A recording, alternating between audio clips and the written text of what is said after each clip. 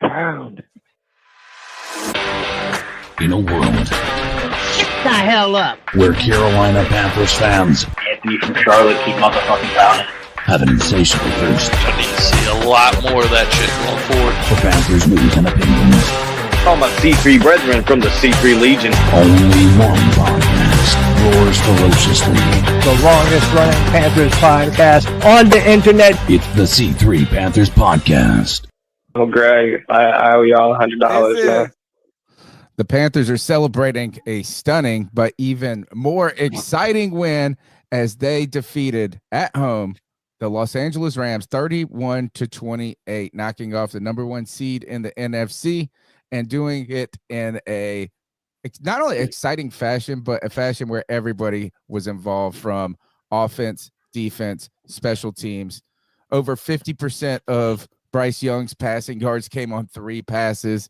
The running attack was frequent, voluminous, powerful, not as always as electric as it's been throughout the season, but boy, was Chuba Hubbard really the one churning the legs today. But even Rico Dowdle made some big plays, and these receivers came up big. The defense made turnovers. You're listening to the C3 Panthers post-game show. My name is Tony Dunn. This is my wheelman, Cody Lack. Sweet Caroline, boys and girls. What up? That was a signature win of the Panthers season, and this W lets us know that we are an any given Sunday team. Any given Sunday, the Panthers can go out there against any team in the NFL and catch that W, baby. Let's go. Big time game from Jalen Coker. Big time game from Chuba Hubbard, looking healthy, running strong, bulldozing fools over, and Bryce Young throws over 200 yards, starting to look good. Love to see it. Tony Dunn, ain't nothing to it but to do it, brother. Let's roll. The number's 252-228-5098. That's 252-228-5098. The story of the day: no turnovers for the Carolina Panthers, as I can tell. I'm not missing any. I know no interceptions for Bryce Young, but 2 picks from a guy, doubling his interception total for the season. The Panthers were swarming Matt Stafford, who also had a forced fumble by the greatest, the largest, the meanest, bad Derek Brown, the best defensive tackle in the whole damn town. CK, fun day to be a Panthers fan. It's unbelievable. What in the world did we just witness? And where I told Cody before we started the show, I was dreading watching this game, finding out that Moore obviously was going to be suspended because of the shenanigans that took place on Monday night. On a short week, the injuries we had, the fact that we didn't have JC Horn out there. We've lost a lot of pieces. It felt like coming into this, and without JC Horn, I was like, dude, we're going against Devontae Adams and Puka Nacua, who, by the way, are legit receivers. Like, can we talk about Nacua? Like, this is ridiculous. But man, to Cody's point, we got to give some people credit. It looks like Chuba is back to form. It looks like Chuba is actually not running in molasses like we thought. We had noticed when he had come back from his injury. And listen, as many of us are probably going to point out, last week we were like, why aren't you running the ball when there's 2 yards to go on a 4th down, all that stuff. 3 times today, 3 big time plays. They put the ball in Bryce Young's hands, and he threw dots where he needed to throw them. I'll be honest with you. Outside of the run game, the reason we won this game was complementary football around the board, but also Bryce Young shows up with ice in his veins again. Awesome. When they read off, no JC Horn, no Charles, no Roseboom, no Cade Mays, the list of injuries really felt like this was stacked in a way that really favored a great passing attack in the Los Angeles Rams. Devontae Adams with the first touchdown. I told you guys that right off the gate he had 2 touchdowns on the day. But the smooth criminal Mike Jackson with a pick six, baby, and really played a great game today. And even it took one of the most incredible catches of the NFL season, with Puka Nacua somehow making that grab where Jackson was there to break it up. I still think that was a good defensive play there. The Carolina Panthers, despite where you're right. Bryce Young on a fourth down strike. I mean, fourth down, hitting it, touchdowns, in the rain. Yeah. It is nasty in Charlotte, dude. But we all knew this was happening, that after a week where Carolina did not run the ball at all last week, or 9 times or something like that. They carried the ball. There was 40 rushing attempts. If you count Bryce Young's 5 runs on the day, that means 35 rushing attempts, split equally between Chuba Hubbard and Rico Dowdle. I thought that the team found a great way of not only staying committed to the run, but finding the right times. And not just because, look, I don't think Dowdle was anywhere as effective today. He was 18 for 58, while Chuba Hubbard 17 for 83, and really making. Chuba was the better running back today. He really was. And, like CK said, he looks healthy. And it really does make you think that we probably did bring him back a little bit too early from that calf injury. Yep. But now it looked like the opposite of what we normally see. Chuba was getting better push. He was running a little more aggressive, and he was making things happen in a way that Rico Dowdle was doing earlier this season. And, man, we also have to mention Jalen Coker with some big-time catches in this game. It shows you why he's such an asset to the Panthers. And, again, the fact that we did this in a driving rain, like this is such a feather in the cap of the Carolina Panthers. We have now beaten the Green Bay Packers and the Los Angeles Rams this year, man. We have some bad ones, but our highest of the highs, they seem to be better than the lowest of the lows to this point. Commenter asked, does anybody know Bryce Young's stat line? I do right here. Got it pulled up. 15 for 20, 206 yards, 3 touchdowns, long pass of 43 yards to, I think that one went to Tet McMillan for a touchdown. 3 big passes. One is the Chuba Hubbard run, the first touchdown there for Chuba Hubbard. The Jalen Coker had a 33-yard pass, touchdown catch. Bryce Young also scrambled 5, had 5 carries, or scrambled 5 times for 23 yards. Made a big run. It's a big times today. Really, kudos to Bryce Young for and this is what in the world is the story of the Carolina Panthers. It's not an every other week story. It's not just if Tony picks him to win, they're gonna lose. If Tony picks him to lose, they're gonna win. The Panthers' story of the season is they've won when they're not supposed to and lost when they're not supposed to. This is the not supposed to be Panthers, and the not supposed to be Panthers are not supposed to be in the playoffs. And the Carolina Panthers are a half game fighting and much in control of their destiny. CK, the Carolina Panthers, like Cody mentioned, have defeated the Green Bay Packers, and now the Los Angeles Rams was helped with some tiebreaker options if you're going towards a wild card down the stretch. And the Cowboys, another great one right there. But now we're talking about the tight race of the NFC South between 2 teams, the Carolina Panthers and the Buccaneers, a half game back of the Bucs. The Bucs win today. The Carolina Panthers play the Buccaneers twice this season. So we'll have a lot of their destiny in front of them. The Panthers lost to the 49ers, beat the Rams, and have the Seahawks ahead after a bye. The Bucs beat the 49ers, beat the Seahawks, and lost to the Rams. They have been through their 3-game stretch. They're 2-1 in that stretch. The Panthers are 1-1 right now, but the bye week, getting Morg back. I got to say, if this defense had the players and their starters today, I think that, this win. I'm feeling even better. The Seahawks, I don't know. Are they the better matchup of the Rams? I don't think so. Right now, the Rams are the ones. The Rams. The Rams just beat the Seahawks, and Sam Darnold, as we saw last year, he has been showing that he is still Sam Darnold, right? We now that's not to say that he isn't capable of coming out and putting up 4 touchdowns in the first half like he did last week, but I feel a lot less worried coming off of a bye going up against the Seattle Seahawks than I did coming in limping against the Los Angeles Rams with the weapons that they have, dude. Like, I was really worried. I think we have a real shot to run the table at the final half of this season, or final few games of the season. Are we going to get upset?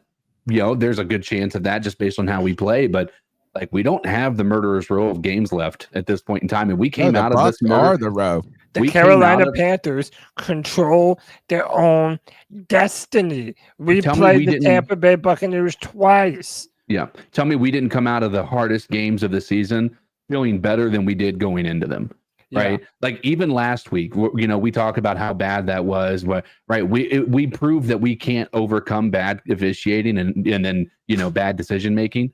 But when you come in today, it felt like it was a clean game all around. I didn't feel like there was any suspicious calls, maybe ticky-tacky hold against Tommy Tremble. The Jatavian Sanders, man, that was bullshit. Yeah. I mean, that one's a ticket. I mean, officially it would be considered a hold, right? I get that from an official standpoint because he had his hands under the shoulder pads, but altogether it was a pretty well officiated game. And I was listening to the Panthers radio broadcast, watching the game, and we were in that. The Rams were driving, and they were like, "We feel like we need to get a big Derek Brown play because we need to. Derek Brown needs to step up and do something here. We have to." And then, literally 2 plays later, he gets that strip sack. Dude, I am telling you, like, it feels. I mean, we've been saying it, and we live and die by the week that we're in, and I get that, but it feels this team is so night and day different.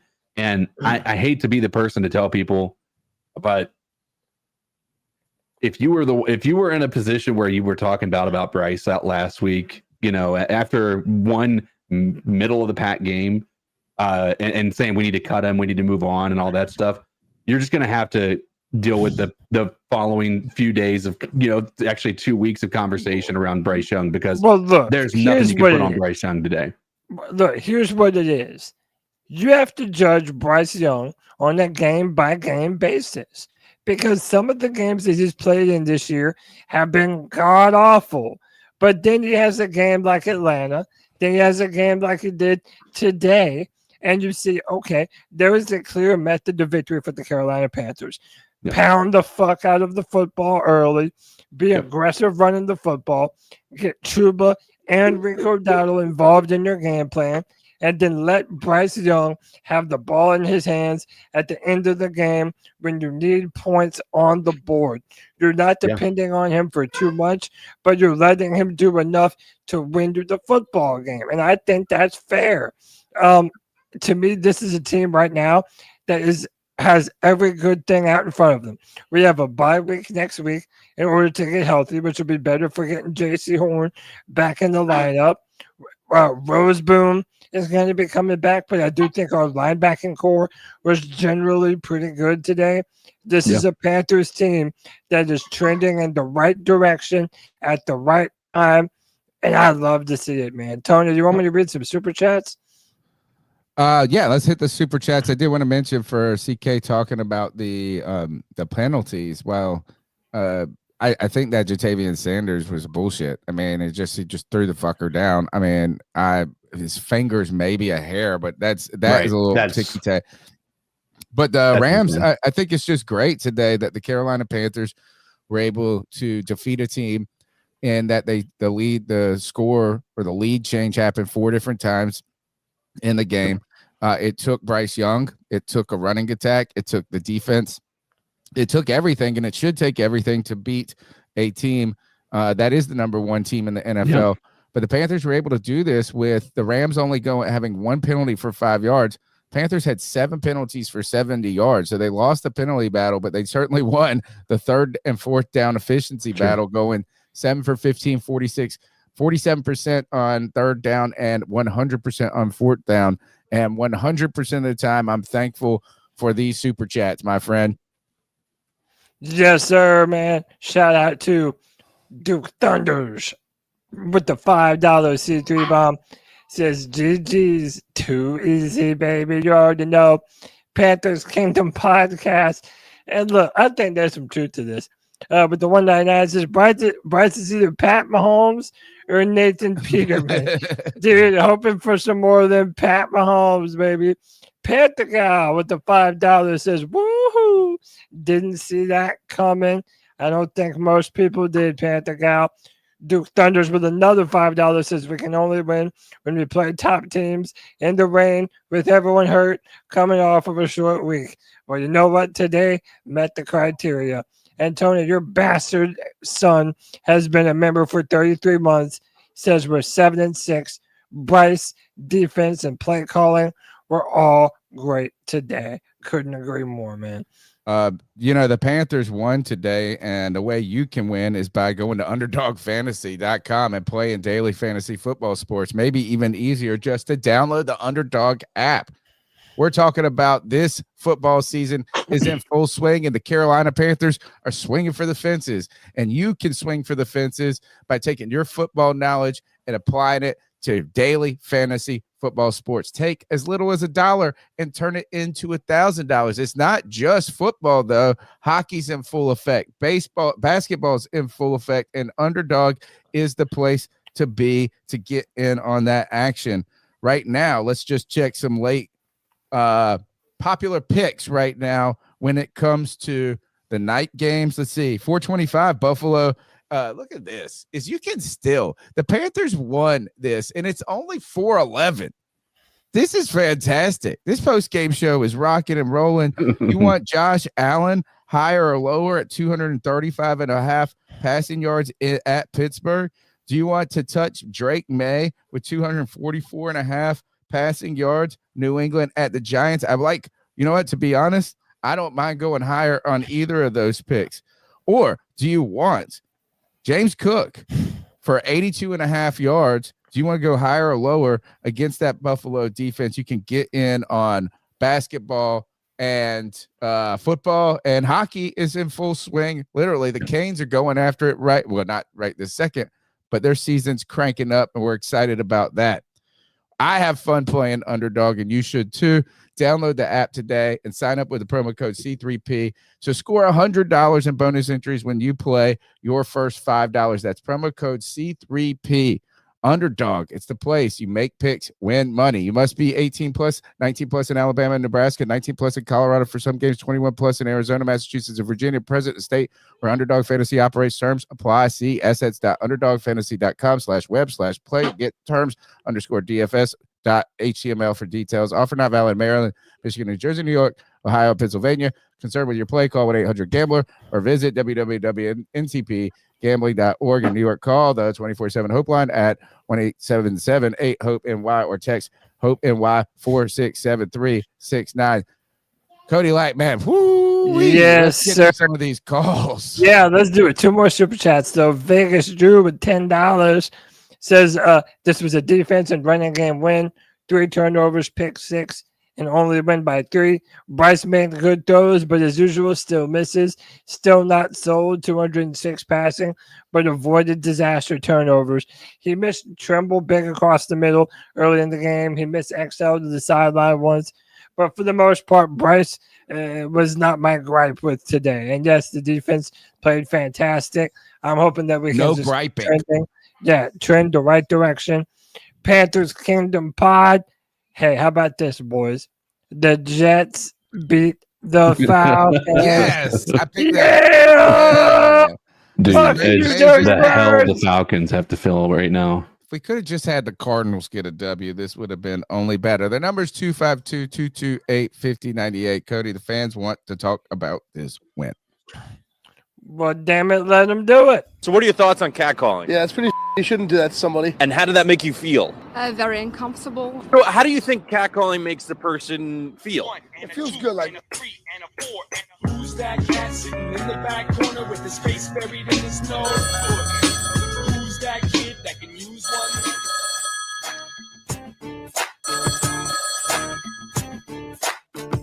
It's G Glossier. Woo! I told it. Cody. I What's called up, G? Friday free for all, left a message. I don't know if you didn't played it, but what I said was fucking true. Dude, I said do not be surprised if Carolina don't fucking beat the damn Rams.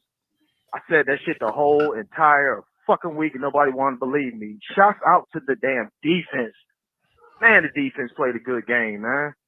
Oh, Nick Scott with an interception. Motherfucking Michael Jackson with the interception. Derek Brown knocked it out of damn Stafford's hands. And, somebody I ain't heard of in a minute. DJ Wanham picked it up, and Bryce threw for 3 touchdowns. Oh, T-Mac. Mr. Coke. Motherfucker Chuba Hubbard. It was something, wasn't it? Oh my God. It was something. We played today was Panther fucking football. It was. We kept switching Chuba and Rico in and out. Chuba is back, man. Chuba is fucking back, y'all. Yes, he is. That motherfucker is back. If we would have played like this Monday against the 49ers, we would have fucking won. But oh well. Shout out to Dave Canales, because his play calling was pretty fucking good today, too. Pretty fucking good. We 7-6, y'all. We still in the hunt for the NFC South crown, y'all. Give me your thoughts on that, baby. Keep kind of pounding. Keep pounding. And then you think of all the games this year that were close, that we lost, that we could have won. Bro, we could have won that Cardinals game. We could have won that Saints game. Even the 49ers game.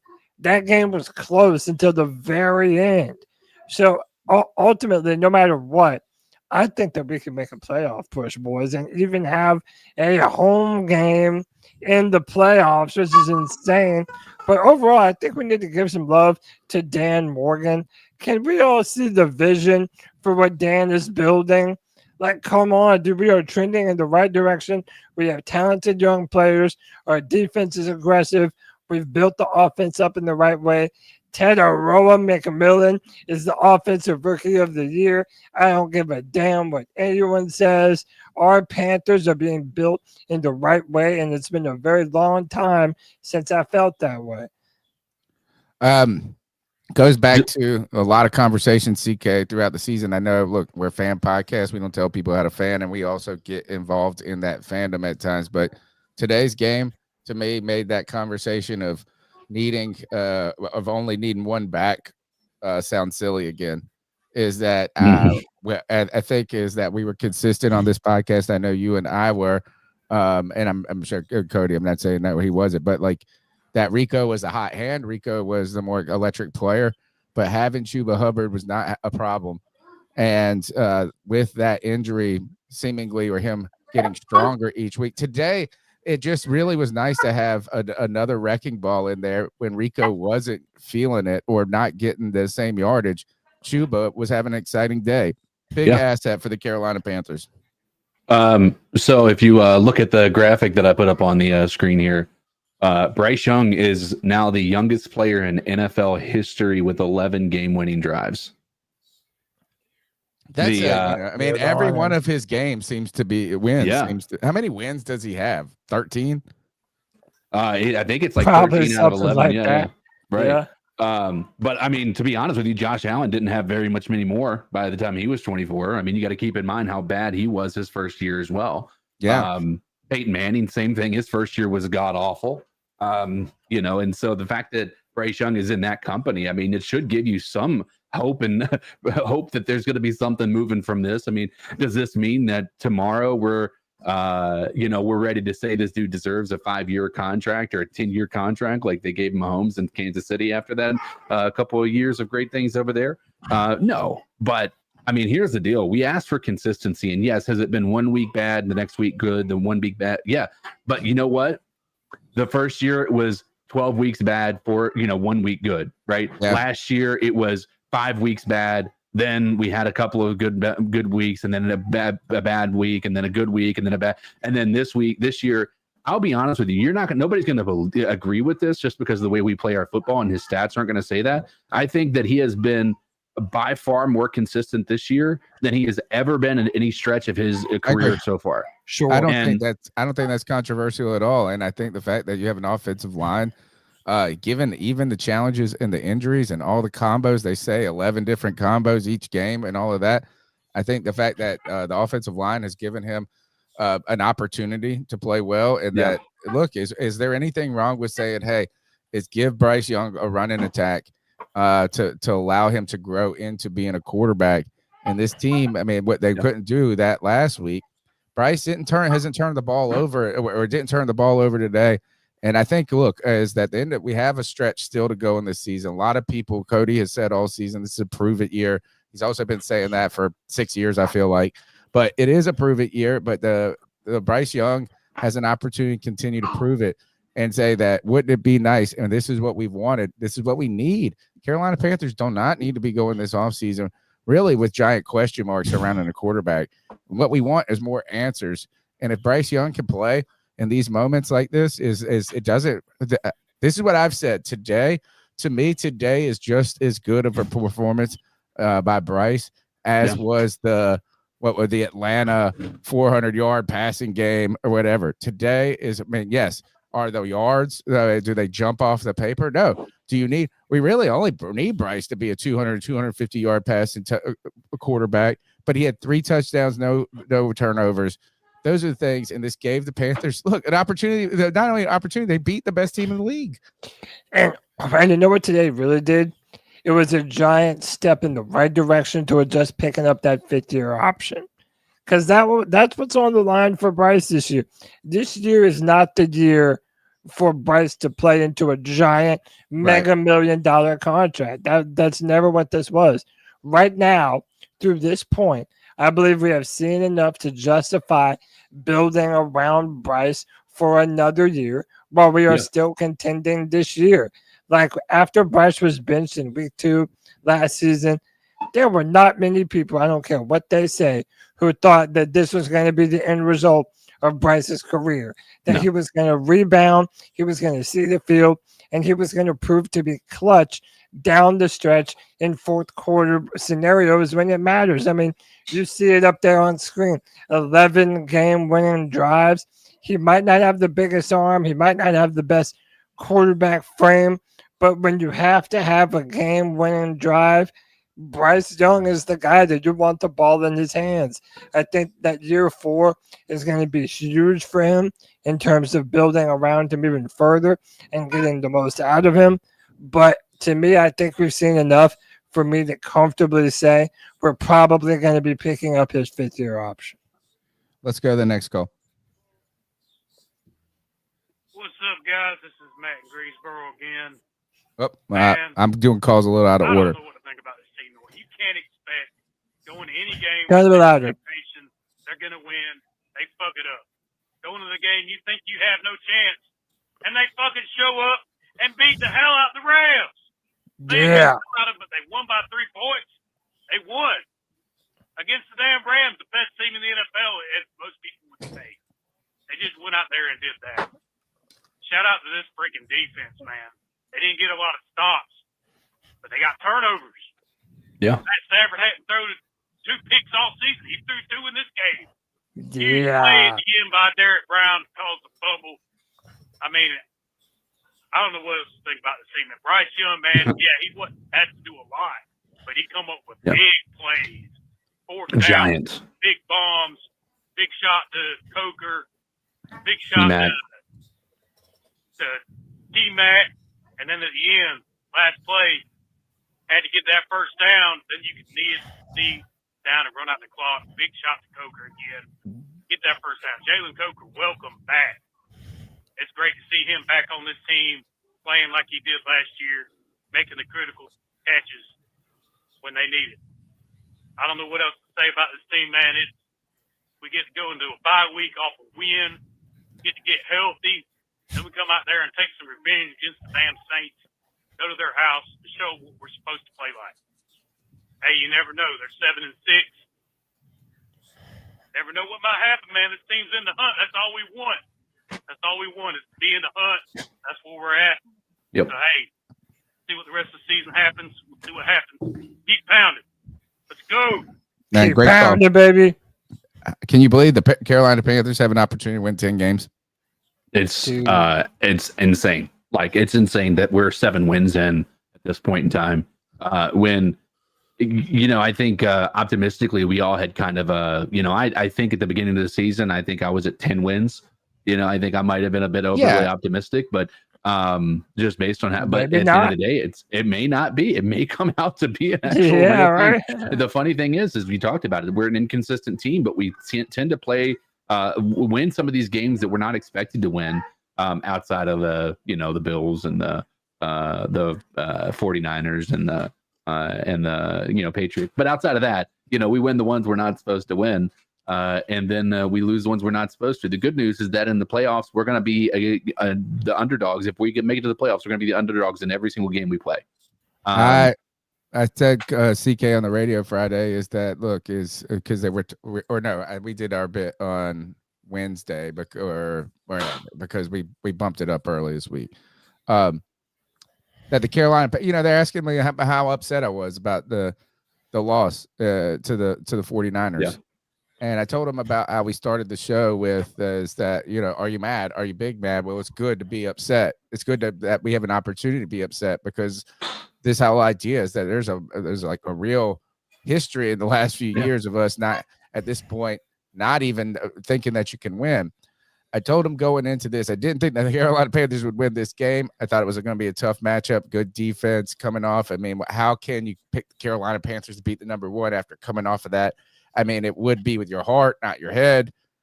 But I said, with that said, I think the Panthers have 2 wins left this season, right? But now I can still say that. Yeah. I can say after this week that the Panthers, I think, still have 2 wins left in them, maybe 3. And then you come back, you say, wow, we could win 10 games. And you go back, you circle that Saints, 1-8 Saints. You circle that Arizona Cardinals game where you had an opportunity. Could have been 12 comeback wins. Yeah. For Bryce Young at this point. This is a monumental success for the team. Questions still loom about how confident you feel in certain aspects of that team. But I did not freak out over Canales. Or I'm not freaking out. I still am not. I think here, has he been perfect? No. But right. I think he's been look at the fact that this team is still churning. We're not still churning, doing this well. And right now is that Bryce Young has had one more game that makes it more important, more closer to picking up the 5th-year option with the Carolina Panthers. Sir. We desperately need it to happen. We don't need the Panthers to do it just out of that. We need to do it with excitement, with confidence. And a game like today goes a long way in doing that. Cody, hit these super chats up real quick, or the gifts. Bro, I think we got some membership. How about our boy Mr. Strats with the 20 gifted memberships? Strats, our boy, thank you so much. Enjoy them memberships, y'all. For only $1.99 a month, you can support the C3 Panthers podcast, the longest running Panthers podcast on the internet. We're here all season and all off season for all your Panthers news and opinion needs. Boys, this is one of those things where we're on cloud 9, thinking that we would be able to come home, beat the Rams after the abysmal performance that we had against the 49ers. This was the best team in the NFC. There is no team in the NFL that the Panthers cannot beat when we show up ready to put our nose down, get to work, and lay the smack down on some of these fools, baby. Still happy to have everyone here. Tony, you want to take some more calls? Yeah, it shows you too how much turnovers change games. Turnovers, and not when you're giving up the ball, but without J.C. Horn and without Trevon Moore. Yeah, very important. All right, next call. This is Preston from Hickory. What up, Preston? Turn it louder, Tony. Yeah, C3 Panther Nation. Everybody, ladies and gentlemen, boys and girls. Tony, CK, Cody. People, Carolina Panthers fans, I'm in shock. I fully expected us to lose this game. I watched Monday night. I didn't get to call in on that game. I watched Monday night. Obviously, that ended late, and that disappointed me. All I kept saying was, this team is very young. They don't look ready. We're not ready yet. I fully expected us to lose. This was supposed to be a loss. This before the season started. This was a loss. But one thing that I kept in the back of my mind all game long was that we don't lose in the motherfucking bank. That's right. Yo, we got a team. This feels amazing, yo. We've been good. We've been so bad for so long, yo. And now Bryce Young is showing that, I'm sorry, after putting together, even though it might have been inconsistent, after putting together some pretty damn signature victories this season, my man is showing the improvement. He's our franchise quarterback. He's earned that fifth-year option. He deserves that contract. Dave Canales is going to be our coach for years to come. I think we got this one, y'all. Oh, whew, holy shit. Whoa. Wow. I mean, tell me you had this on your bingo card. Sure and didn't. I would say that you're either, you are a delusional fan or you're fucking Nostradamus or something, and you saw this shit coming. I don't know if the younger generation is going to know what that is. You're psychic if you saw that coming. Because, holy shit, that's what my dad would call a bookie game. There's no way in hell we're supposed to be winning that. But that's the truth. So people lost some money, like somebody said. The Carolina Panthers are going to the playoffs, ladies and gentlemen. We got some playoffs and keep pounding. He's got 20 more seconds. And in case y'all didn't catch that last part, I don't know if I got cut off or not, pressing some hickory again, letting all of Panther Nation around the Carolinas and around the world say it with me. Keep pounding. Keep pounding. Tony, how stuff. about another 10 gifted memberships from Will Horsley?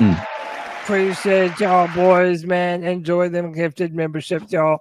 That helps us grow, helps us continue to bring you this Panthers content. I continue to just look at this Jake Curran guy who we didn't know his name a couple of weeks ago. When he came in, he played well. This guy is giant, dude. He's 6'6", 316 pounds, and he is just a massive. That's a hard molly, baby boy. Right there. I tell you, oh boy, that was thick. So fun to see this. Fun is injuries have destroyed this team in the past, to where any type of momentum that was being gained, an injury ruined the secondary, ruined the defensive front.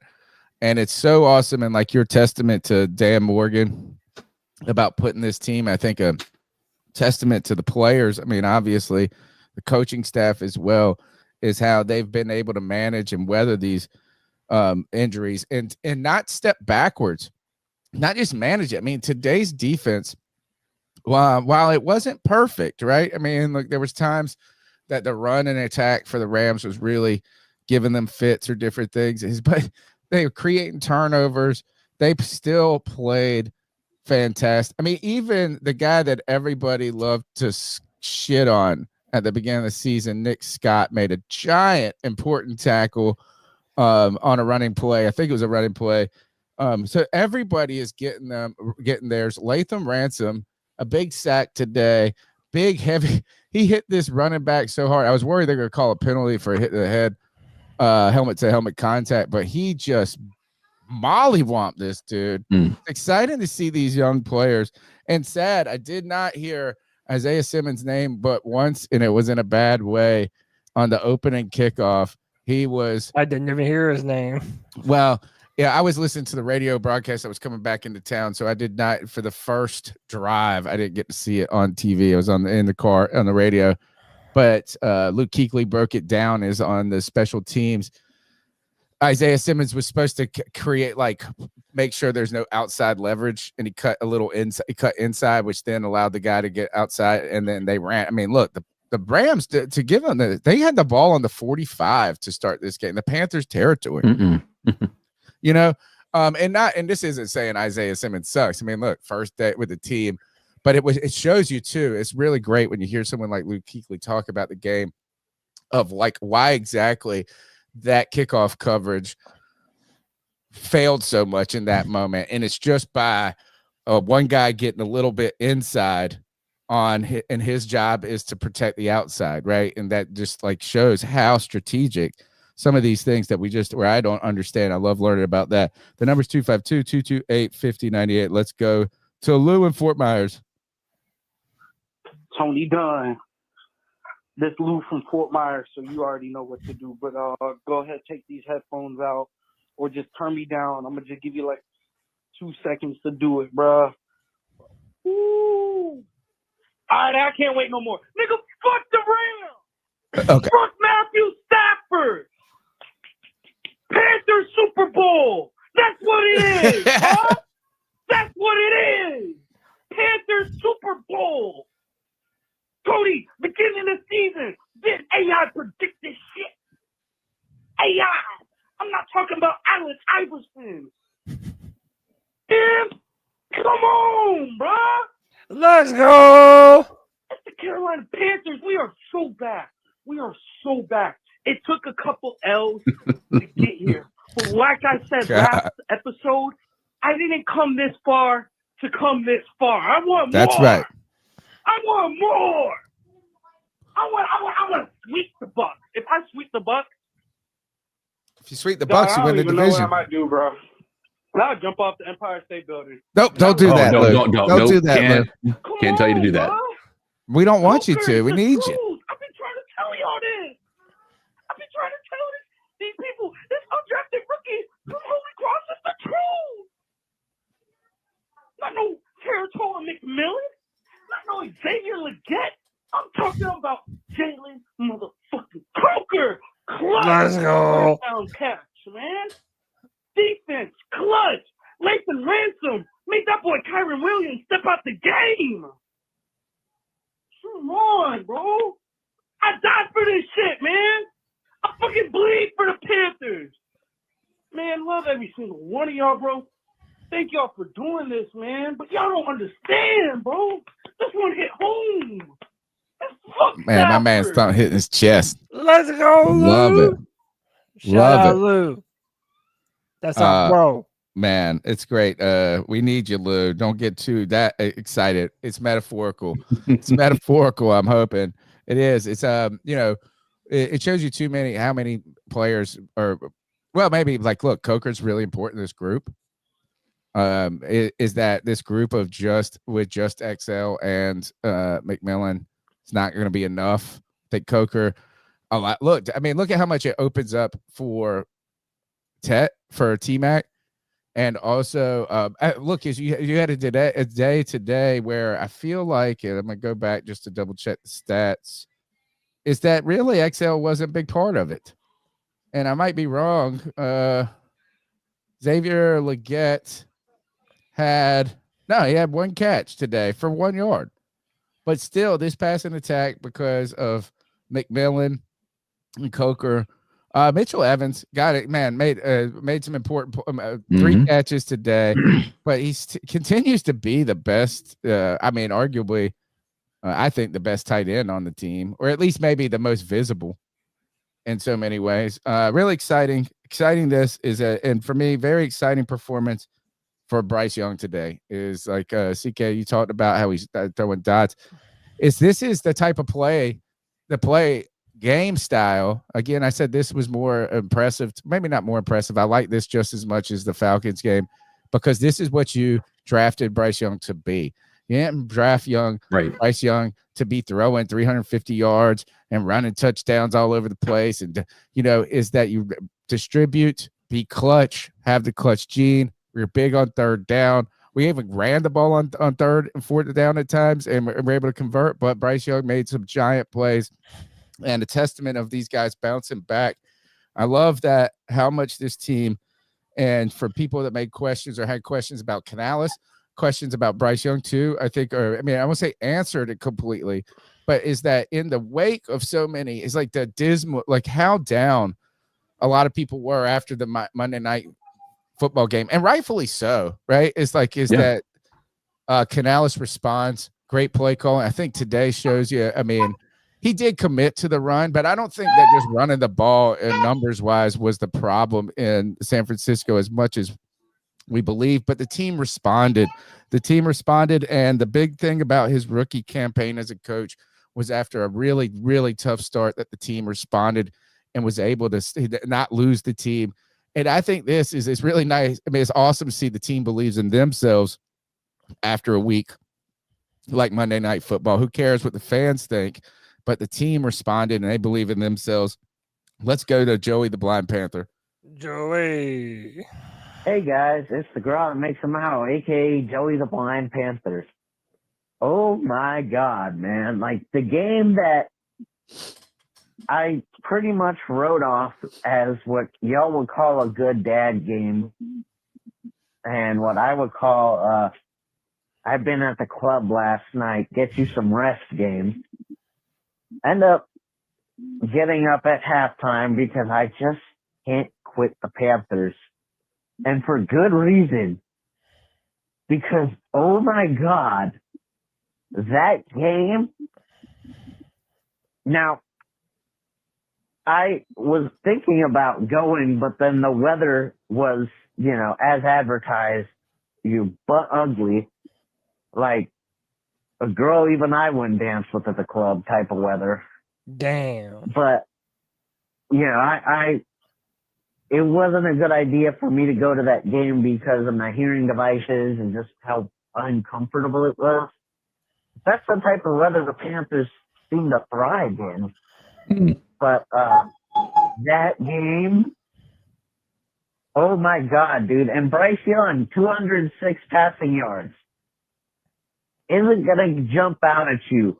But the passing yards he did have when we needed him, he delivered in a big way. And it wasn't like, oh, just get us over the line. It was bombs to the end zone for Coker and for T-Mac. And Chuba Hubbard had his breakout game of the season. And Rico Dowdle, he's back. There wasn't much stopping the run on the Rams' part. And, the Rams weren't playing bad. That was a game that everybody's going to remember, and it just makes it that much harder to decide what you're going to do with Bryce Young. But this is the Bryce Young experience. He's going to leave you scratching your head in a good way and in a bad way sometimes. Anyway, guys.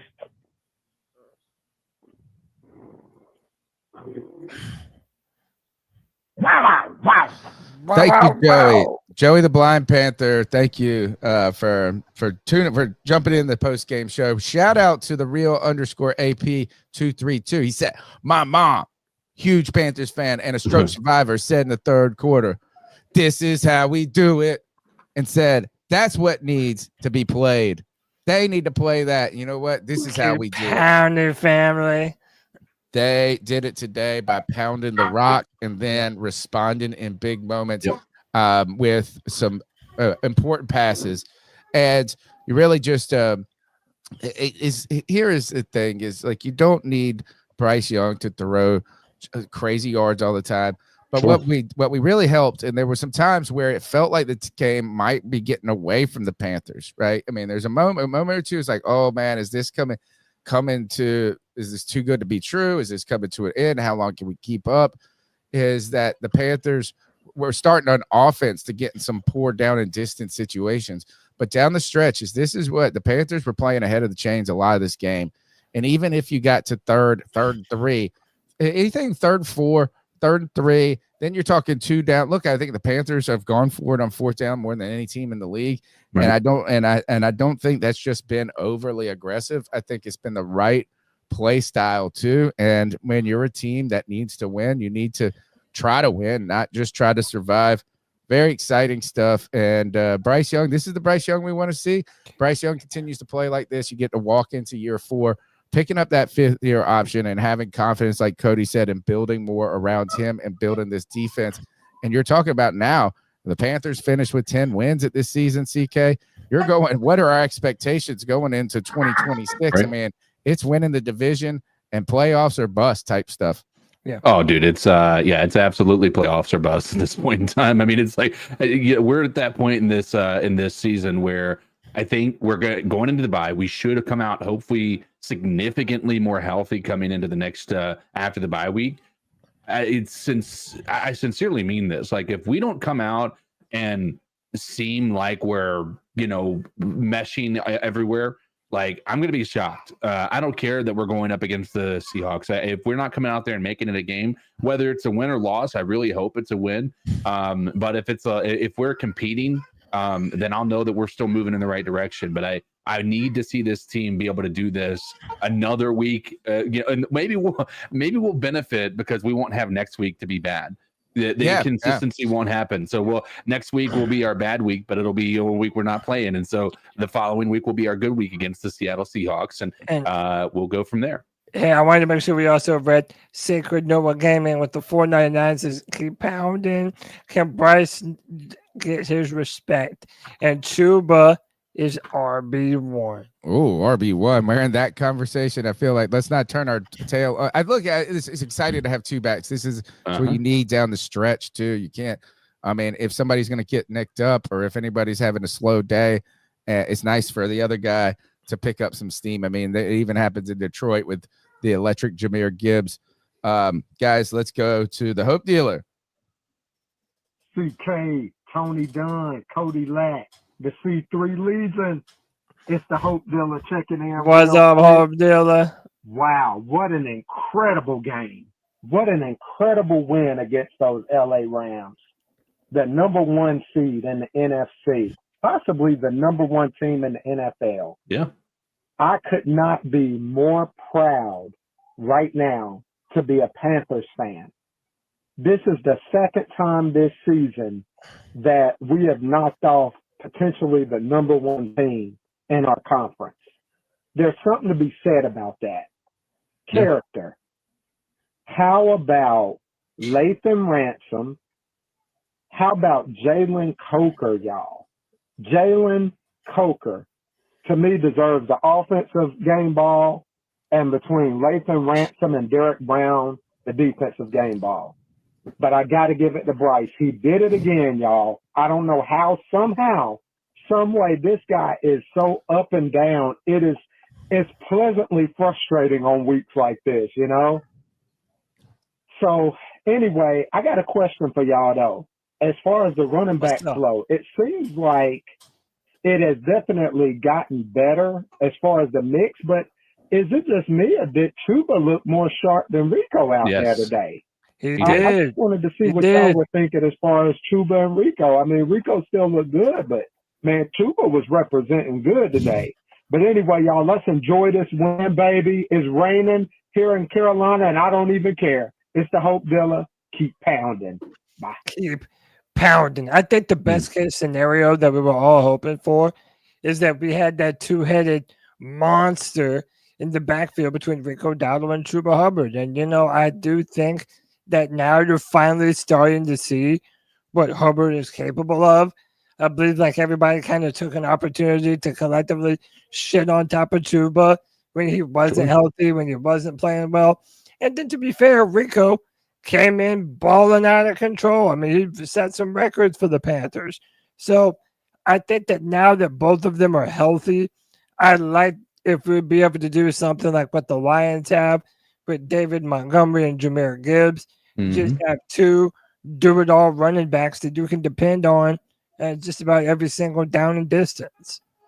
I love it, though.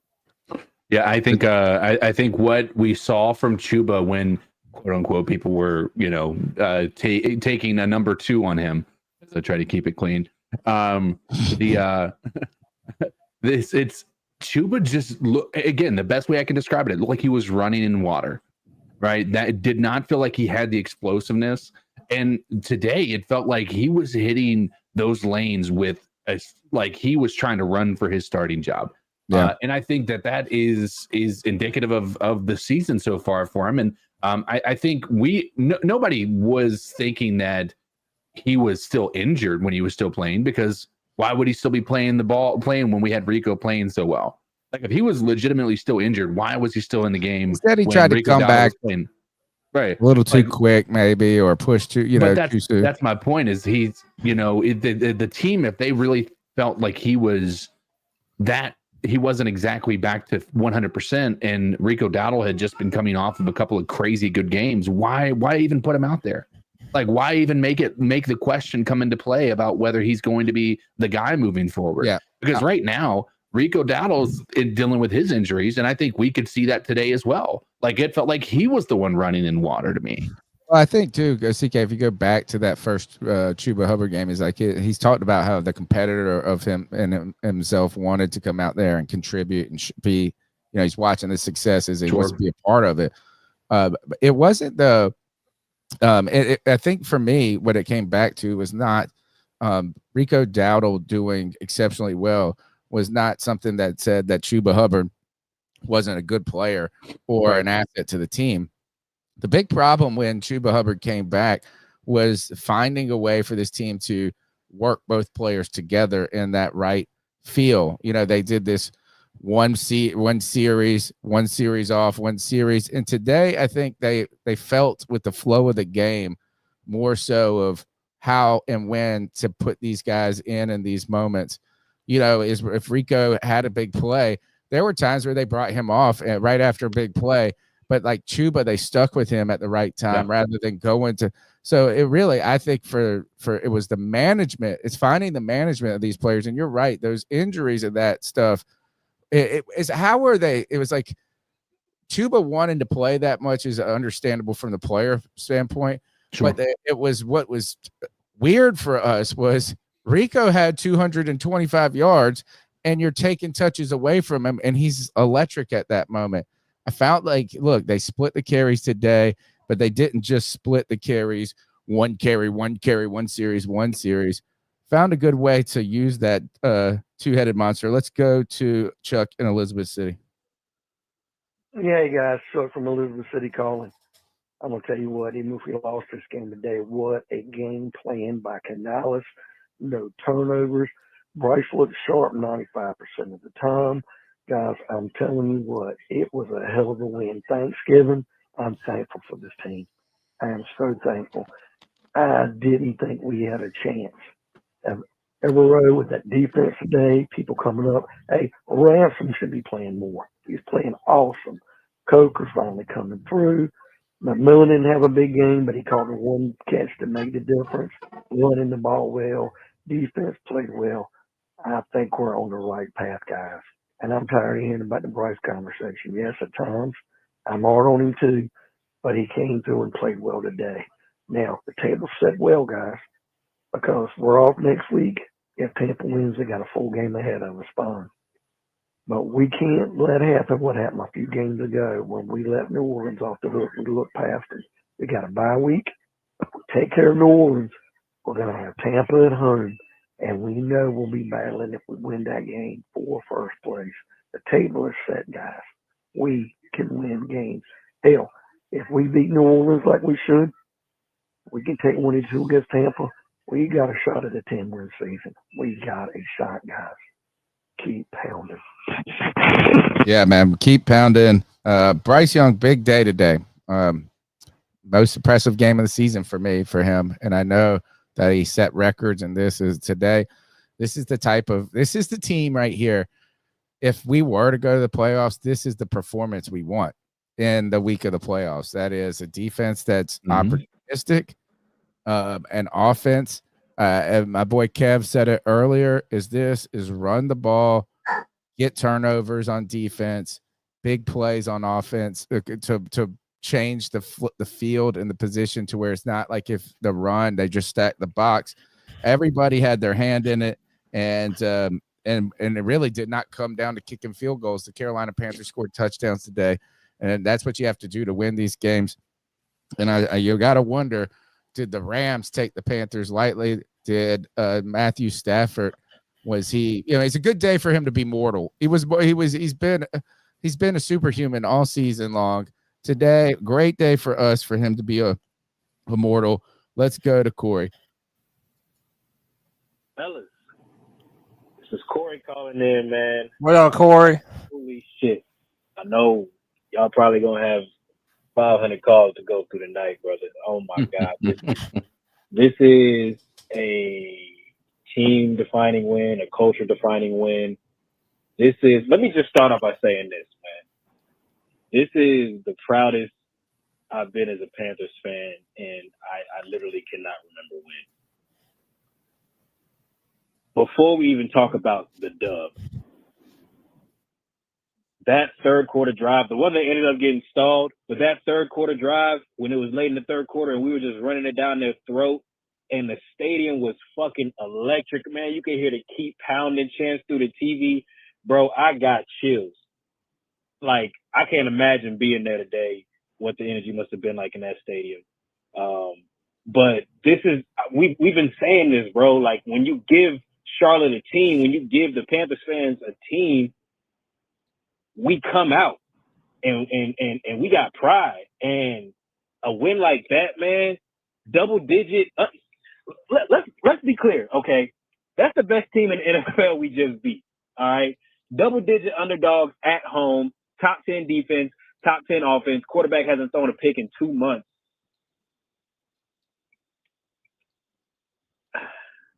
I mean, I don't know. There's too much to say. I can't say everything. There's too much to say. Shout out Bryce, man. Shout out Rico. Shout out Chuba.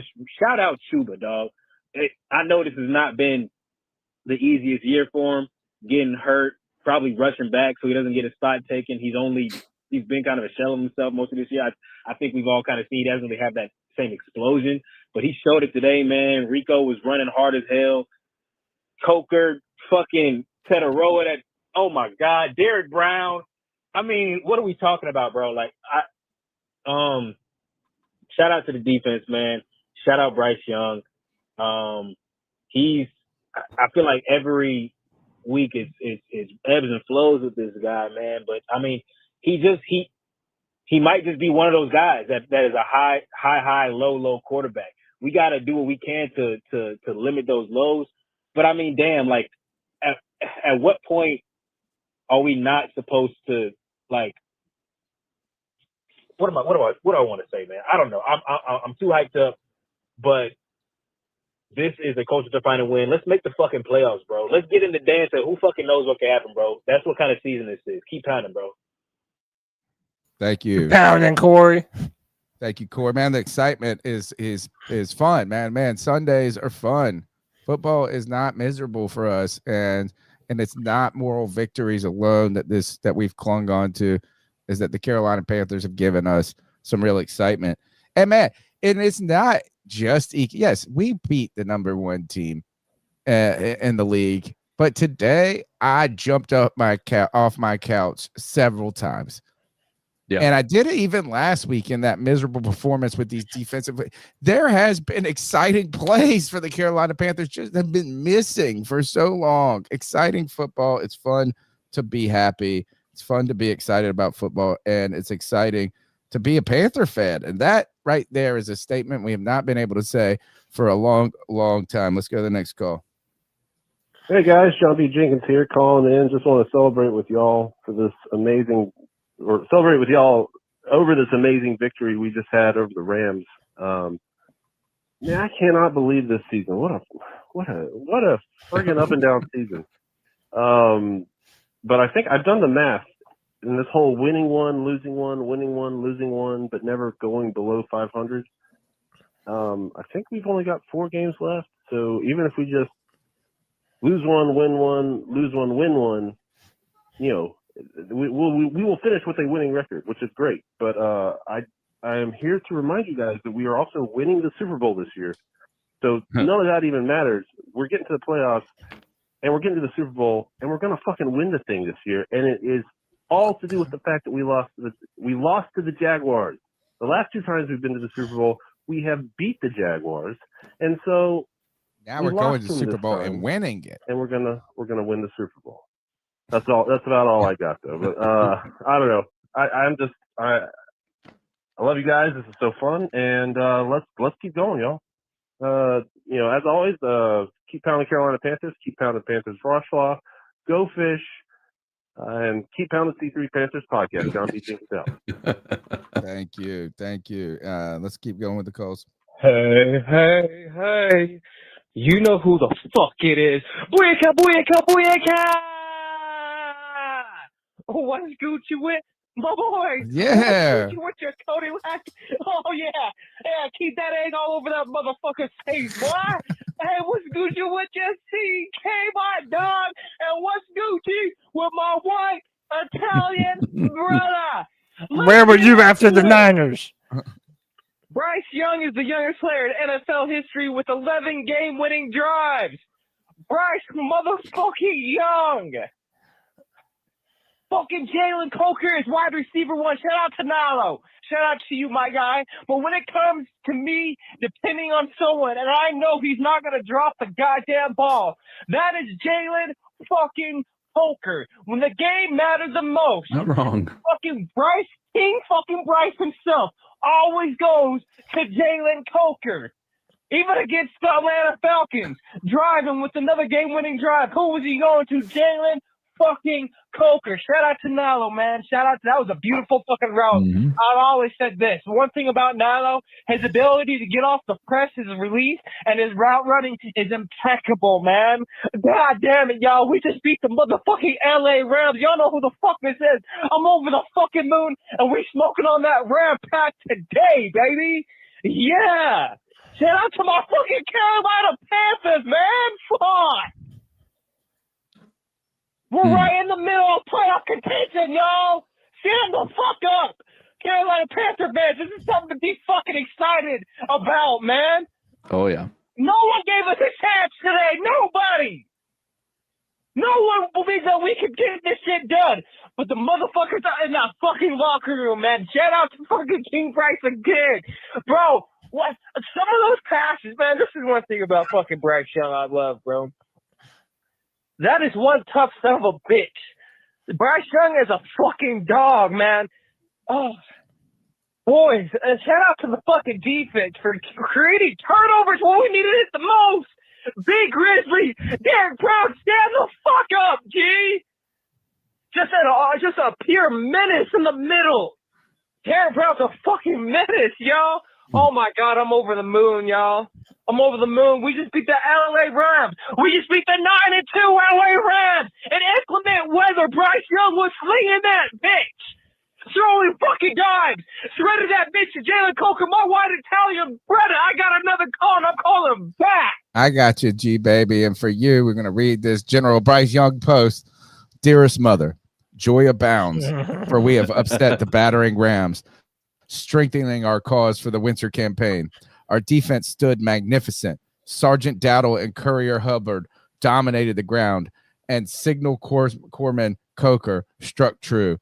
Carolina's banner flies proud. Bryce. General Bryce Young there. Fun account. Big shout out to another man, the fans. It's good to be excited. The calls are great. The number's 252-228-5098. Make sure you smash that thumbs up button. Hit the share. I saw somebody repost on X the video. That's all you got to do. You hit repost, you hit share, you hit like. It gets us more people listening and having fun together on this celebratory day. This as joy abounds and Carolina's banner flies proud. Thank you, Panthers Kingdom Podcast, for your super chat. With today's game, he writes, Bryce has now set a career high in passing touchdowns in the season with 18 so far. Really, these are the numbers.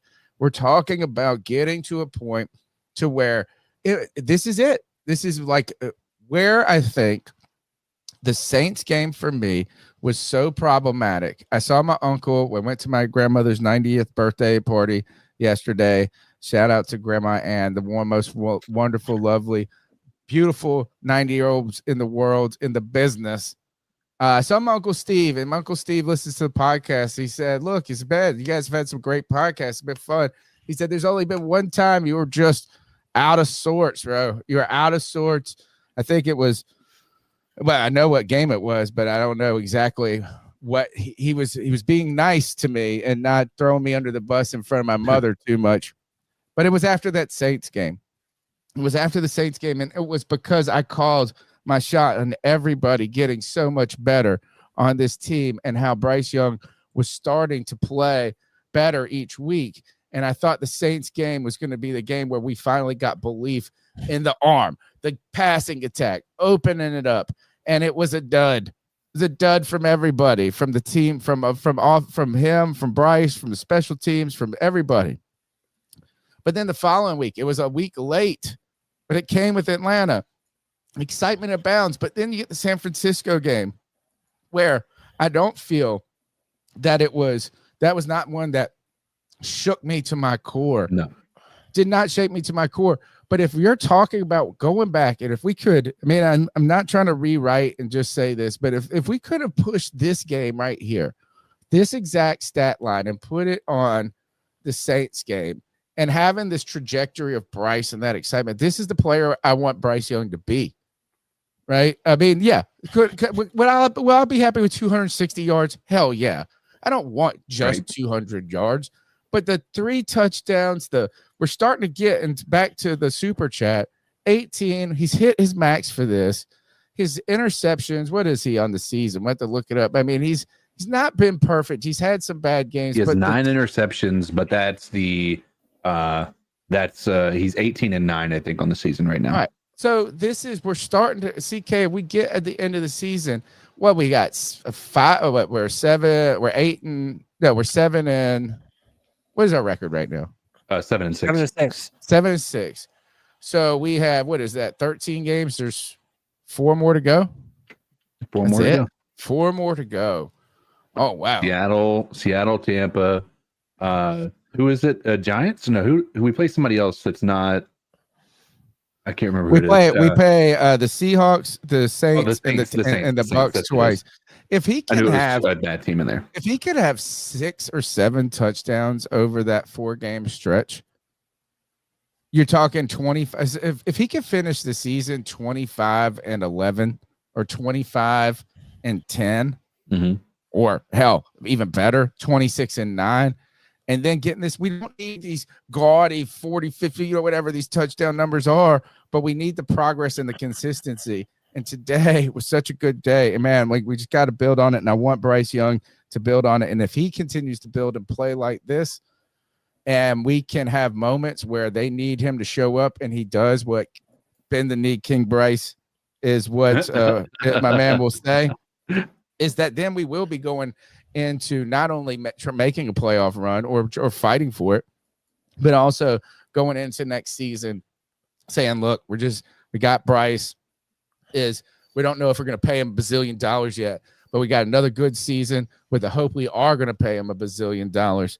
So good stuff. Let's go back to G baby. Yo, out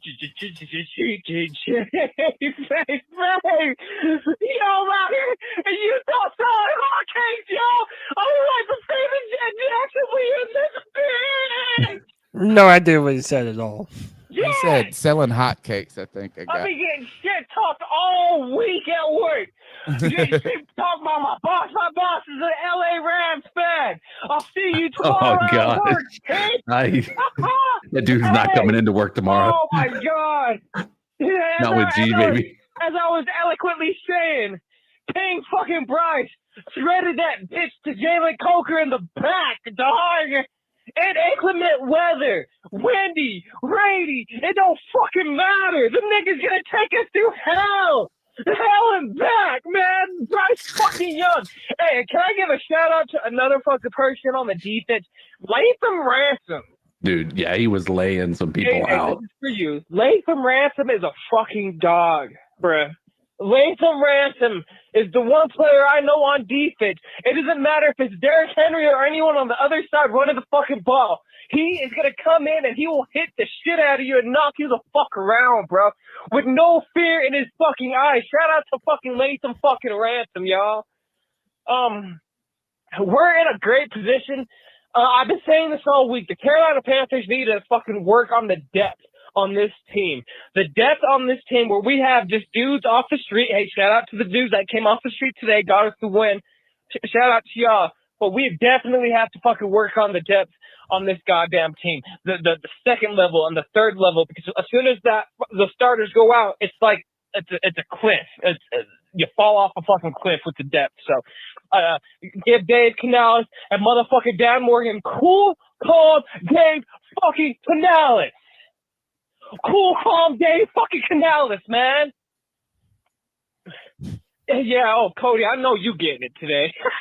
Oh, bruh. Getting it Hey, from don't who? go hiding today, G. I'm on your ass, Hi. motherfucker. You've been going for Carolina Panthers. We 7-6, yo. Oh, and I just seen Atlanta fucking lost.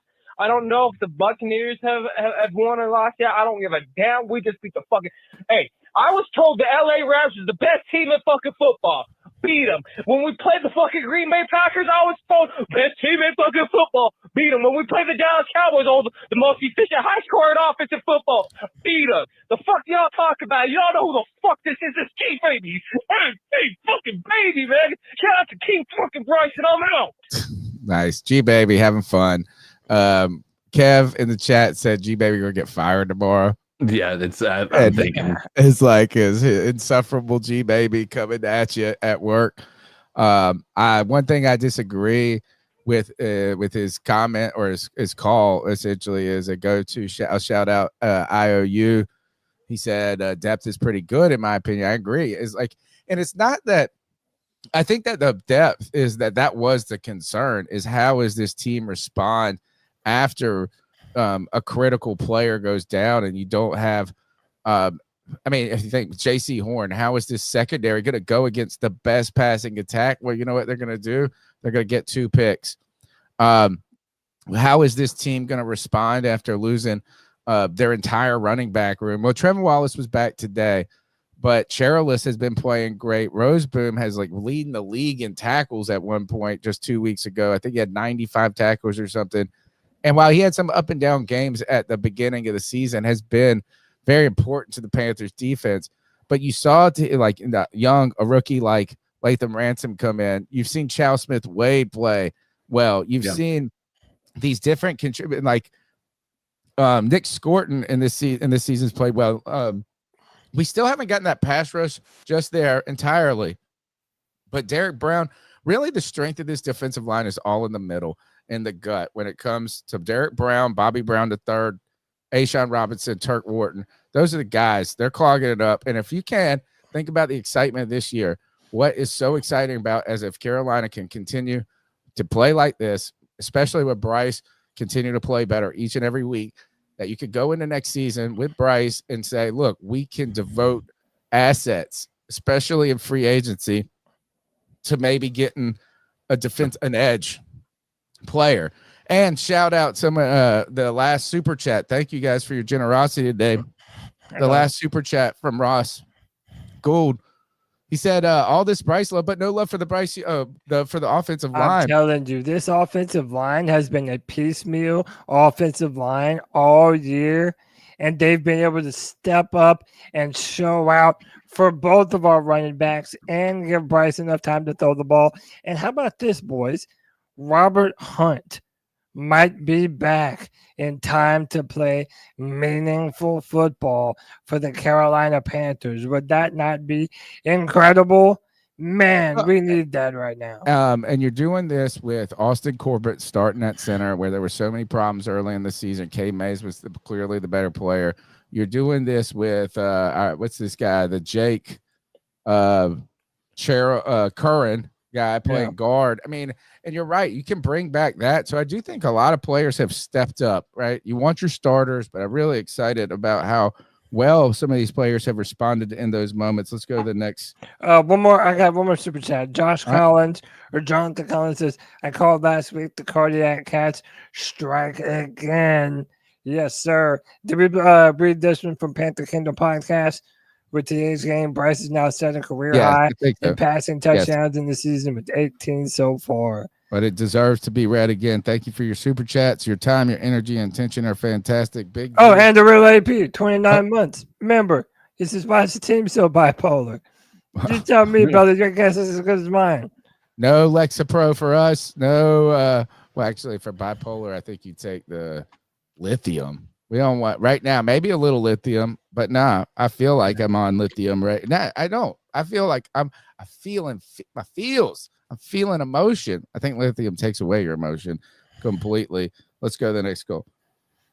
What's up, guys? It's Brian from Spartanburg.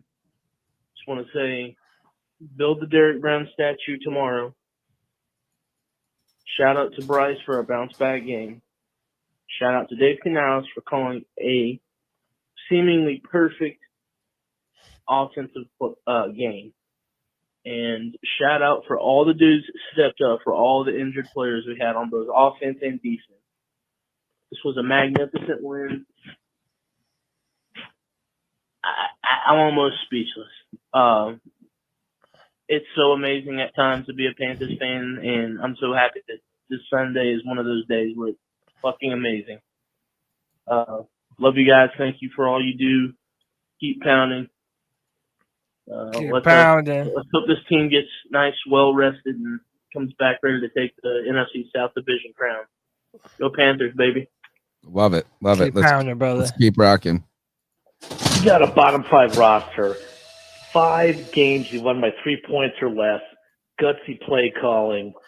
When are you fuckers going to admit that Dave Canales, this guy can coach? Now, if this organization can get a GM who can draft good players, the Carolina Panthers are going to be a competitive team long-term going. Bye-bye. Bye-bye. Good shit, brother. You have any more? Did it not play? Yeah. It did. It was 20. Oh, it was short. Sorry, my fan fell over. Man, I just want to say I absolutely love this team. I love Derek Brown. We need to extend Derek Brown for about 8 years, $100 million. You know what I mean? He's a franchise guy. I'll be cheap. Bryce Young is the truth, truly.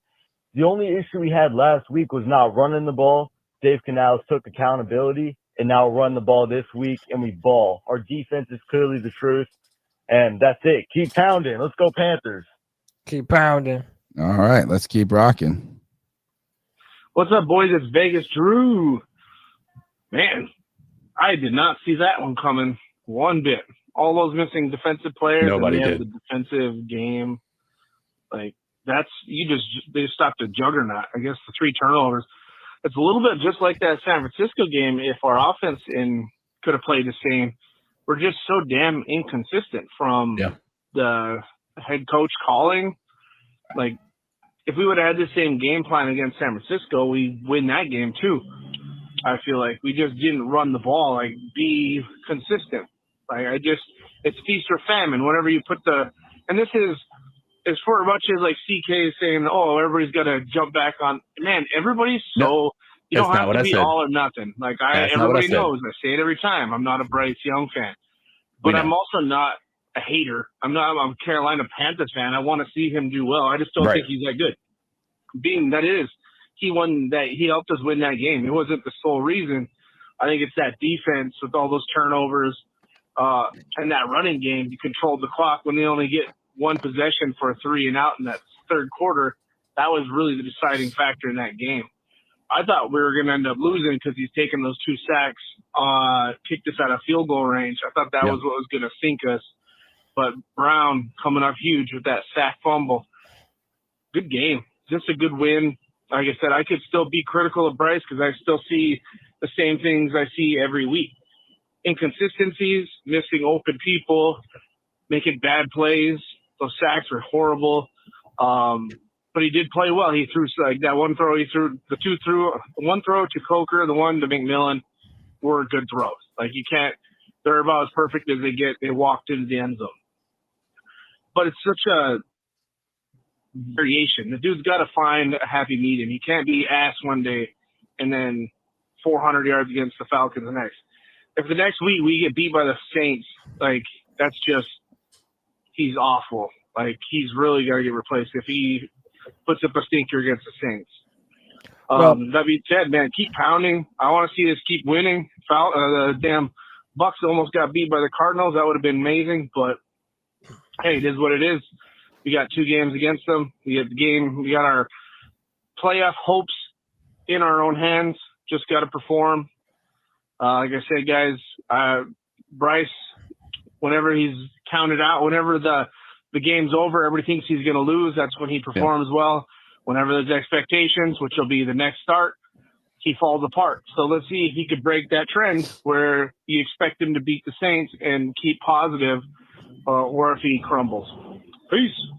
Peace. Look, this is what I said earlier, boys. I am now on a week-by-week basis with Bryce Young. I feel like that's the only fair way to be. When Bryce has had great performance this year, he followed them up with absolute stinkers. He looked terrible against the New Orleans Saints, who, by the way, were eliminated from playoff contention today, just in case you were wondering. But, after a game like today, you say, okay, you see the vision for Bryce Young. So I'm at the point where I know it'll piss off the haters and it'll piss off the Bryce Young sycophants. I am indecisive on if Bryce Young is a actual franchise quarterback. I think that he's a good quarterback when you put all the right pieces around him. I think he's doing enough for Bryce to win football games. And I think that through this point, he's probably done enough to pick up a fifth-year option. However, I do not think anyone is out of their mind to have doubts on Bryce and who he is overall as a player. Because as AP said, we need to see that level of consistency. Until we see it, I don't mind people having their doubts. I think it's fair. Okay. Well, I want to address this because Drew was talking about something I said. I did not say we need to jump on the Bryce Young train. I said if you have been a detractor of Bryce Young and after last week, if you were just ready to throw the towel in on the kid after he just broke the franchise record, then you need for the next 2 weeks to be prepared to eat some crow. That's all I stated. Because it's a week by, it's to Cody's point, it is absolutely true that Bryce Young is inconsistent. I think we all can agree with that. There's not a single person on here that's going to be able to come on here and say any reasonable expectation that Bryce Young is somehow the most consistent NFL player that we've ever seen in the Panthers uniform. However, after what we've seen the past 6 games, have there been some downs? Absolutely. But the highs have been higher than we've ever seen from Bryce Young. That is where I think you need to start to acknowledge that there has been some growth. I am not telling anybody who is a detractor of Bryce Young to all of a sudden be his biggest fan. That's not what I'm saying. I think we all have that right to feel the way we feel about a quarterback. And I have been back and forth on Bryce Young. But for the next 2 weeks, you have to acknowledge that Bryce Young has done more as a quarterback for the Carolina Panthers than anybody not named Cam Newton in the past 10 years, at least. The number's 252-228-5098. Let's go to my bastard son. Yo, what's up? White Chocolate Espresso. Yo, bro, that game was fucking awesome on every fucking level. Bryce was great. He did what he needed to do. No turnovers. That's the biggest thing. No fucking turnovers. Defense, I was expecting the Rams just to blow this defense away. No JP Horn. The safety, I can't pronounce his name. Fucking great safety, but he's suspended. 7. Yeah, and they came out and they killed it. 4 turnovers, I think. Or no, 3. Evero was going to be coaching himself into a head coaching position. But, 2 more passing touchdowns, and we will have a quarterback who throws for 20 passing touchdowns in a season. Like since 2018, since Cam Newton. We have yet to have That's a insane. quarterback who can throw 20 passing touchdowns. We just need 2 more. I'm fucking ecstatic for that. Like I remember saying in the past, like, I just want 20 passing touchdowns from a quarterback because we haven't had it. The fact that we have it is astounding.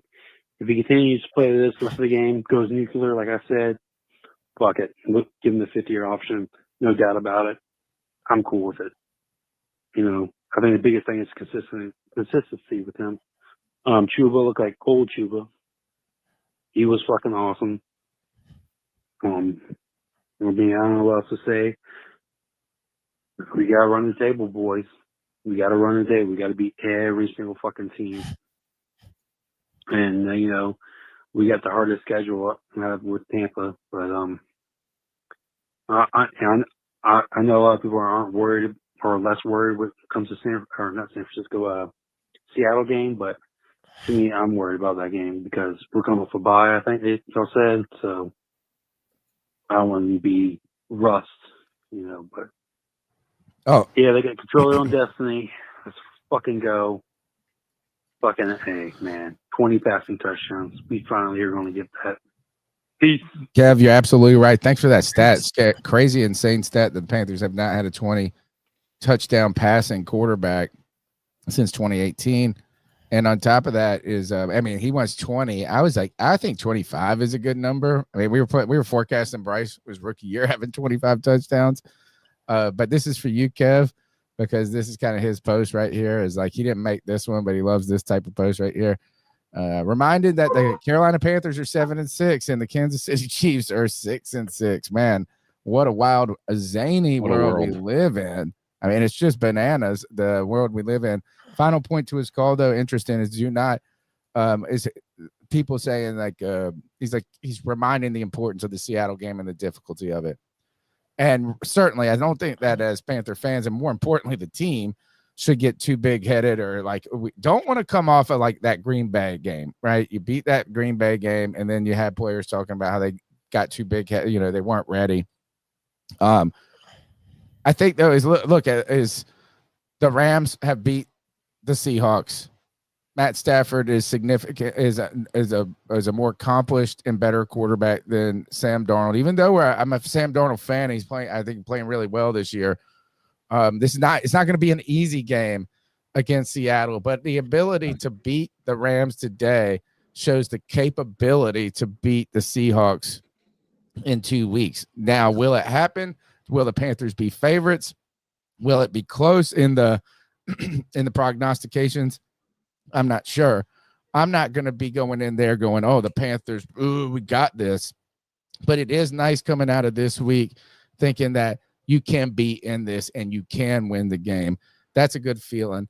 And he's right, man. That was a great call, Kev. Great call. Let's keep going. Two more. Last two, I think. How's everybody doing today? It's me, C-Dog 1983. C-Dog. Hope everybody having a great day. I hope everybody had a happy Thanksgiving. But it was a great win today. Defense fucking ball. Defense been balling all year, man. Shout out to Evero. I remember everybody wanting to fire Evero. I'm still not settled on Bryce Young. I still think we need to go ahead and move on from Bryce Young when we can. But as far as that, it was a great fucking win today. A great fucking win. Whenever you come in here, please hit the like button. Please subscribe to this great content. The C3 podcast is the longest running Panthers podcast on YouTube and everything. They go live every Tuesday. They got the free for all every Friday. They got the game recap every Sunday. Just great guys. They've been doing this for a long time. The longest and the best. But great fucking win today.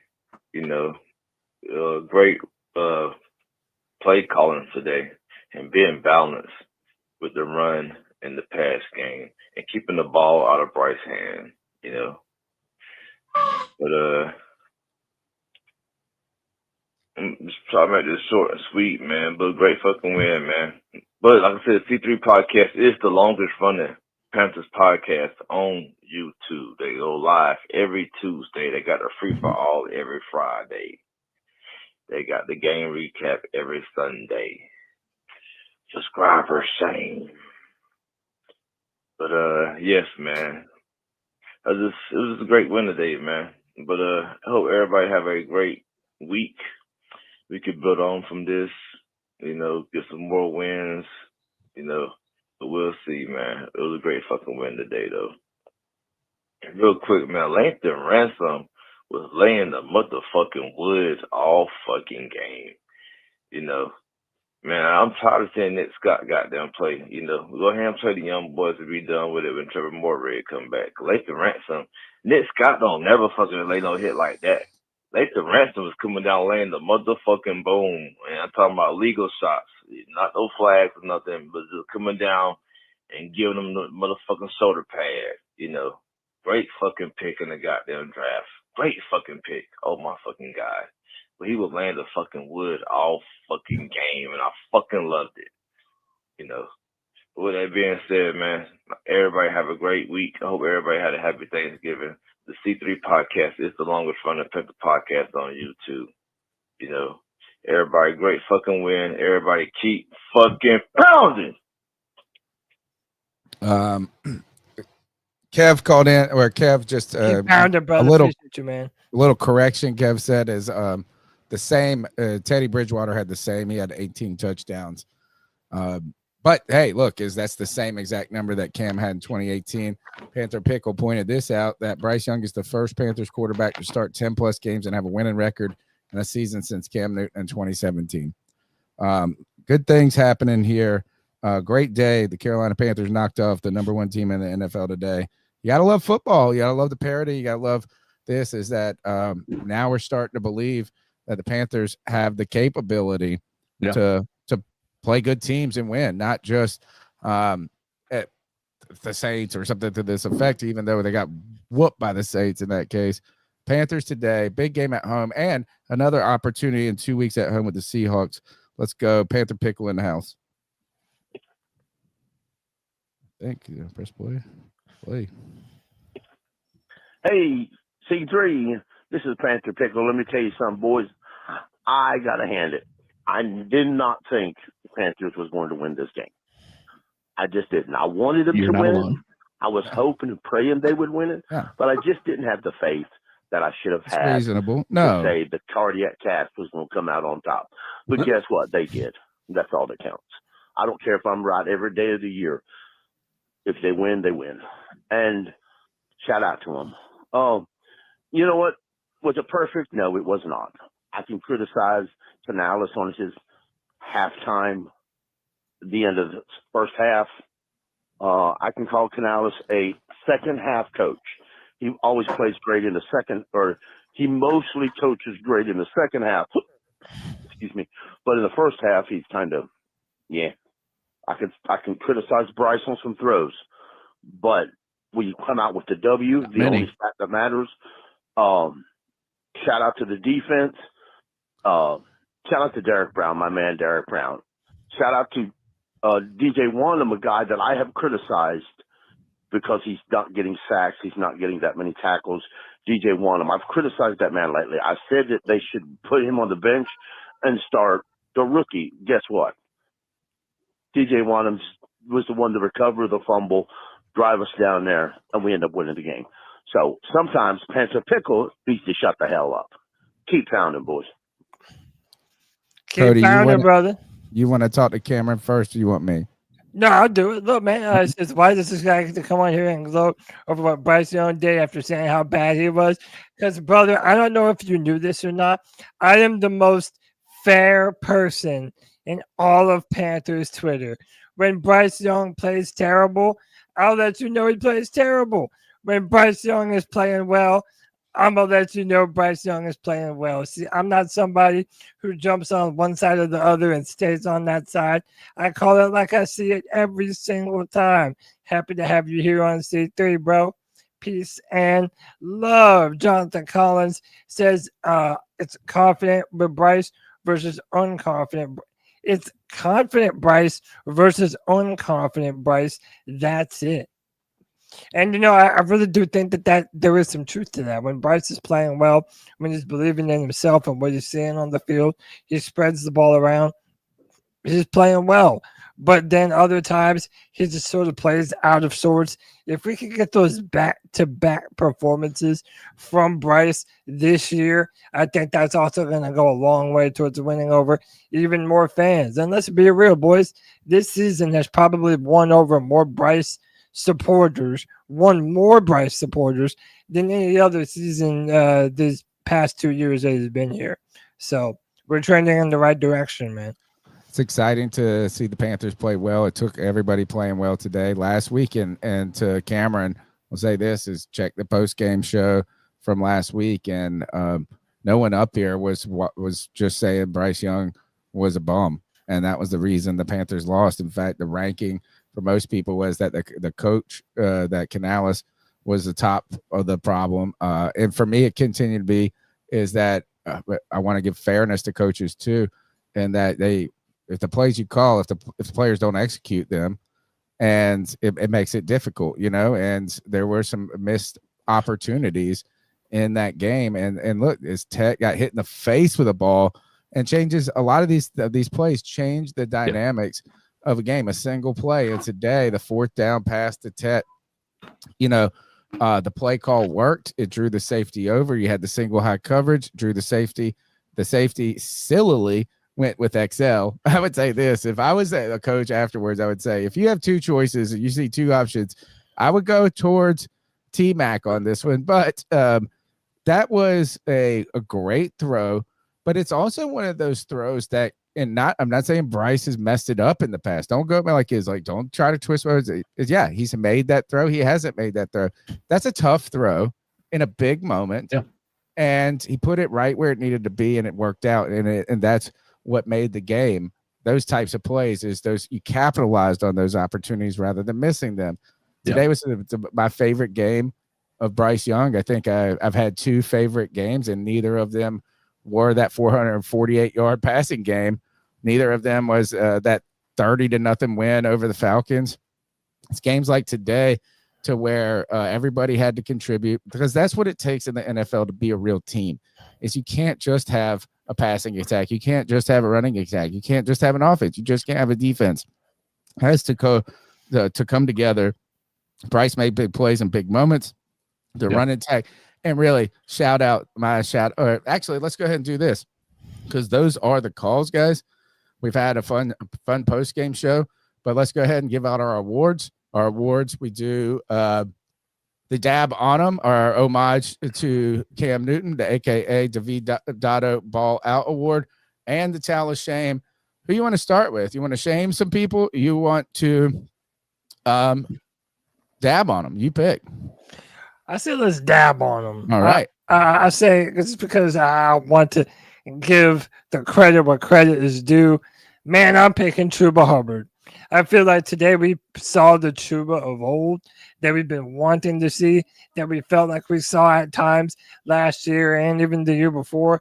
Chuba Hubbard looks like he's finally back to form, and I'm happy to see it, man. I'm happy that we can now start to have this backfield that is a 2-headed monster between him and Rico Dowdle. CK? I am going to go with I'm going to take one I want, but this is my second follow-up because I'm hoping Tony will pick who I want you to pick. So who I'm going with is Bryce Young. Good. Glad you did that. Bryce Young at this point in time today was, while you may not see him as the sole reason we won the game, which is in fact true, right? He is not the sole reason we won. We wouldn't have won without him. Like, that is a reality of this game. We were 4th down 2 times, and he made some of the biggest throws we've ever seen him make down the field. One of the things we've always criticized is his inability to throw to people in stride, right? We're always having people coming back to the ball, or he's just outside of our outstretched hands. Today, Bryce Young was on point. You maybe point to 2-3 throws that he had that he was off, but that's it, right? That's it. A lot of people are going to talk about his 200 yards like, oh, that's not that much. We threw the ball 20 times. 200 yards is pretty significant for a team that only threw the ball 20 times, especially when some of those times were on 3rd down. On 3rd down or 4th down, he was 3 of 8 and had 85 yards and 2 touchdowns. Like, there was a clutch moment when you're talking about a player like Bryce Young, who has had his struggles in some of the biggest stages, this year, last year, and the year before, right? Bryce Young came in. He showed up against the league's best defense. Let's not get it twisted. This was the best defense in the NFL that he went up against today. And that's what he put out there. So absolutely, after what we saw 2 weeks ago against the Falcons, is some of those last week, I'm sure he wants back, but he also had some pretty throws last week as well. And then this week to follow it up with the way he has. Dude, Bryce Young's winning a lot of people over, regardless of what your opinion are of him. If you're not respecting the kid, I don't know what else to tell you. He gets my game ball. My David Dotto Gabe ball out award, aka Dab on him, goes to players that stepped up in their moments and their numbers were called. These are backup players or players that have not been starters in this moment. Notably, Latham Ransom, who had 11 tackles and a sack on today's game. The Panthers had 2 sacks. We don't really see many sacks coming out of the Carolina Panthers. And Derek Brown had an important one, not the guy that I'm talking about, but I'm talking about Derek Brown. He gets that award every week. But guys like Chow Smith Wade, 6 tackles today.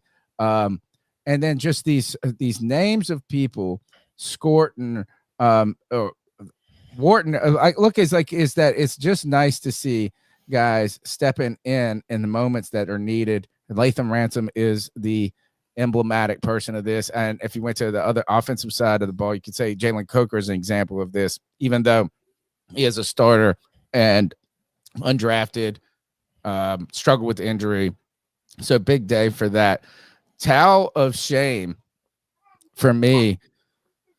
I'm going to have to say it goes on the Rams defense in the rain, and they show the defensive coordinator flustered. Like, he's like, what the hell is going on? He's wearing a hoodie that is not waterproof, right? Like, so his hoodie, you could see he's drenched.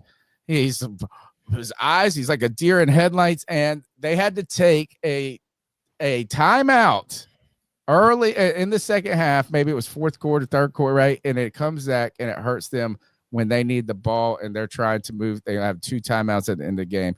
Tell shame goes to that defensive coordinator and those wild eyes that he had right there. Yes, sir. And also, I wanted to shout out this comment too from Scott Studs. Says, C3, appreciate y'all. It's games like this that let us understand why y'all do this.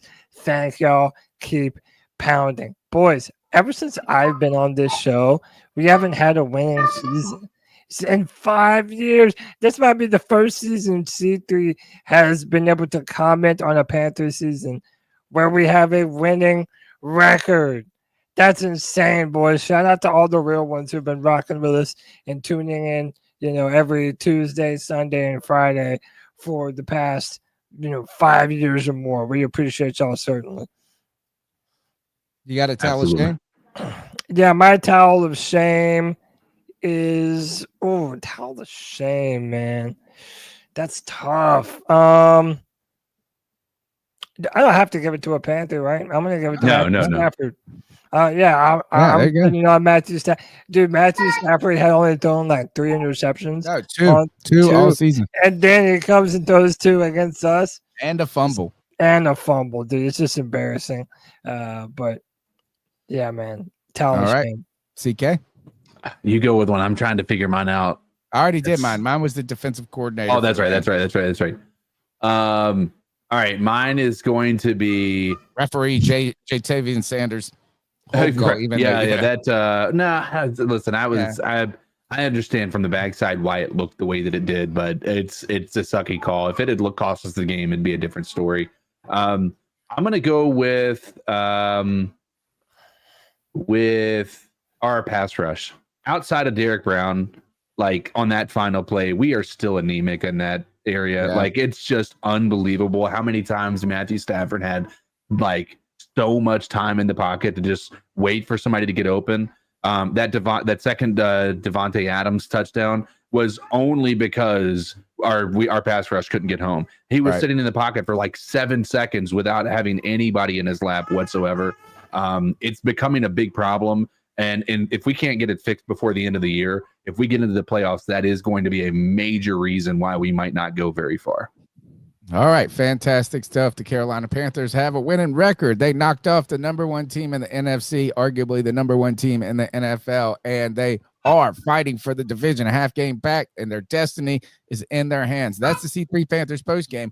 We'll be back on Tuesday night, live at 9 p.m. We are ready for you. We're ready to celebrate. And then we have a week off of post games because we get a bye week. This is awesome. We get 2 weeks to celebrate this win. Like really let it soak in and marinate. It's been fun. Cody Lack, take us out of here. C3 Legion. We love y'all. Until this Tuesday night, keep pounding.